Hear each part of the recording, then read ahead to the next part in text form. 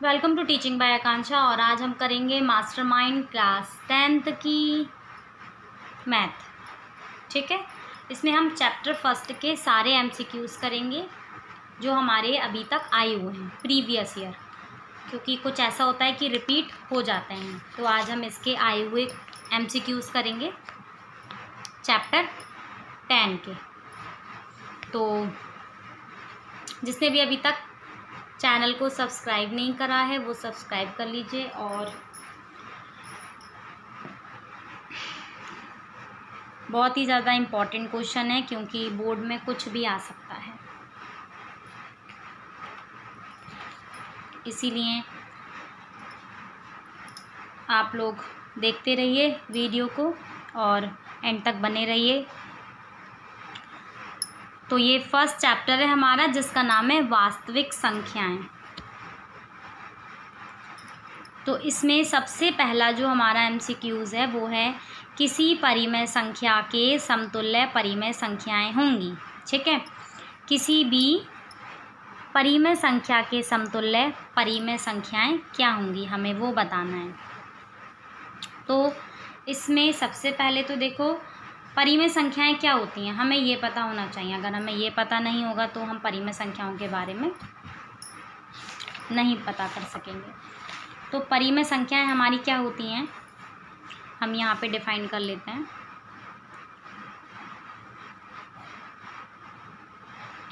परिमेय संख्या को हम P/Q के रूप में लिखते हैं। ठीक है, जैसे कुछ भी लिख सकते हैं, 3/2 है, 5/2 है, 7/9 है, 8/5 है। ये हमारी क्या होती है, परिमेय संख्या होती हैं।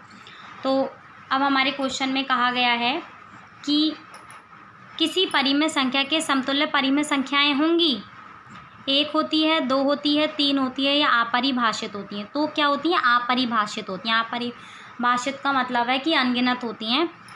देखो अब जैसे इन्होंने लिख दिया 2/3, 4/6, 8/12, तो यहाँ पे आगे प्रोसेस चलता रहेगा। ठीक है, तो इसका आंसर जो होगा वो अपरिभाषित होगा।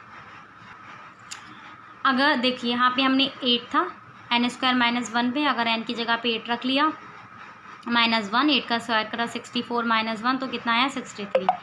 फिर यहाँ पे जब भी हम अगर कभी भी यहाँ पे इवन नंबर रखेंगे तो हमें हमेशा ऑड मिलेगा। मतलब कहने का मतलब है अगर सम रखेंगे तो विषम मिलेगा और कोई विषम नंबर रखेंगे तो हमें हमेशा सम नंबर मिलेगा यहाँ पे। तो हमारा जो आंसर होगा वो क्या होगा, विषम संख्याएं। यहाँ नीचे देखो कहा भी गया है। नेक्स्ट है, दी गई संख्याओं में अभाज्य संख्या क्या होगी। तो 0 होगी, 1 होगी, 2 होगी, 8 होगी। तो हमने पहले ही अपना आंसर लगा रखा है 2। तो देखो क्यों होगी, क्योंकि अभाज्य संख्या ऐसी होती हैं जो केवल स्वयं या फिर 1 से ही विभाजित होती हैं। ठीक है, कहने का मतलब है कि जिसका गुणांक 1 आए और स्वयं हो, मतलब केवल 1 हो और स्वयं हो। यहाँ पे 8 के 1 और स्वयं के अतिरिक्त 2 और 4 भी गुणक, मतलब 8 का 1 भी है, 2 भी है, 4 भी है। ठीक है, तो इसीलिए इसमें क्या होगी ये, इसीलिए ये अभाज्य संख्या नहीं है। तो प्रत्येक अभाज्य संख्या क्या होती है, 1 से बड़ी होती है। ठीक है, प्रत्येक अभाज्य संख्या जो होगी वो हमेशा 1 से क्या होगी, बड़ी होगी। तो इसीलिए हमारी जो इसमें अभाज्य संख्या होगी वो हमारी 2 होगी। ठीक है, नेक्स्ट है 156 का हम अभाज्य गुणनखंड करेंगे। चलिए 156 का अभाज्य गुणनखंड करते हैं। अभाज्य गुणनखंड का मतलब है हमें इनका लासा निकालना है। पहले निकाल लीजिए। 2 सत्ते 14, 2 अट्ठे 16, 2 तीन 6 और 2 नेम 18, 3 एकम 3, 3 तिया 9 और 13 एकम 13। तो इसका क्या आया, 2 की पावर 4 गुणा 3 गुणा 13, सॉरी 2 की पावर 2। ठीक है, किसका आया ये, 156 का। तो इसमें 2 की पावर 2 गुणा 13, 3 गुणा 13 जो है वही हमारा आंसर हो जाएगा। तो 2 की पावर 2 गुणा 3 गुणा 13, तो ये हमारा आंसर हो गया। नेक्स्ट है संख्या 144 के अभाज्य गुणनखंड में अभाज्य गुणनखंडों की संख्या, अभाज्य गुणनखंडों की घातों का हमें योग करना है। क्या करना है, घातों का योग करना है। किसका, 144 का। तो 144 का हम एलसीएम ले लेते हैं।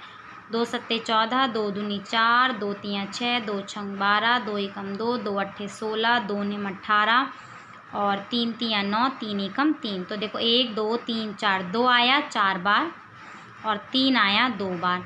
तो ये कहना है इनकी घातों को जोड़ दो। तो 4 और 2 कितने हो गए? 6 हो गए। तो 6 इसमें हम देखते हैं हमारा आंसर है या नहीं। तो हमने 6 पहले से ही लगा रखा था। 7वां क्वेश्चन है, कौन सहअभाज्य संख्याओं का एक युग्म है? युग्म का मतलब है कौन सी ऐसी संख्या हैं जो मतलब जैसे अब ये है 5 15, हमें पता है 5 5 से कटता है, 1 और 5 आ गया, 15 का